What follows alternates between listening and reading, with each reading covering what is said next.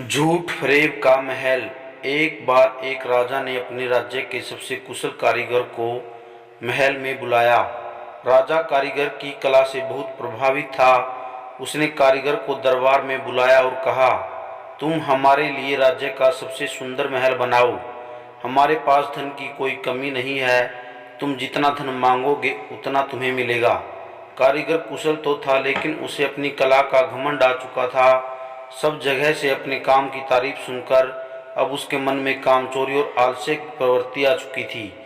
खैर, कारीगर महाराज की आज्ञा पाकर अपने काम में जुट गया, लेकिन थोड़े ही दिन बाद उसके मन में विचार उठा कि क्यों न रद्दी घटिया किस्म का माल लगाकर जल्दी से जल्दी महल का काम समाप्त करके मोटा मुनाफा कमा लिया जाए।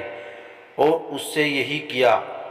कारीगर ने घटिया किस्म का माल लगाकर महल की भुरभुरी दीवारें कड़ी कर दी।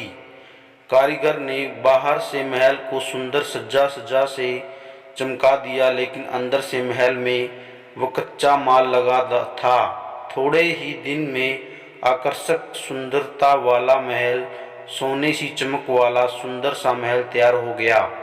महल खड़ा करने के बाद कारीगर राजा की सेवा में पहुंचा और राजा को महल के बनने की सूचना दी। राजा अगले ही दिन महल का निरीक्षण करने के लिए पहुंचे। महल को देख राजा बहुत ही प्रभावित हुए। महल बहुत आकर्षक और सुंदर लग रहा था। राजा ने कारीगर की बहुत प्रशंसा की और कहा, मैं तुम्हारी कुशलता से प्रभावित हूँ। इतने सुंदर महल का निर्माण के लिए तुम्हें जो भी इनाम दिया जाए वो कम है। मैं सोच रहा हूँ इस अद्भुत कार्य के लिए तुम्हें क्या इनाम दिया जाए। फिर थोड़ा सोच विचार कर महाराज मुस्कुराए और बोले, लो, तुम्हें यही महल पुरस्कार में देता हूँ। महाराज की बात सुनकर कारीगर हतप्रभ रह गया।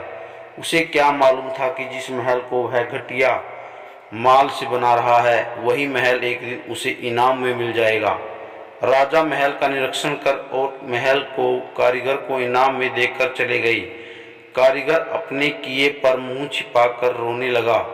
इनाम के लालच में कारीगर का बनाया गया खोखला महल उसी के हत्थे चढ़ गया। दोस्तों, इस तरह की कहानी सुनने के लिए हमारे चैनल को लाइक और सब्सक्राइब करें। नॉलेज विद शौकीन।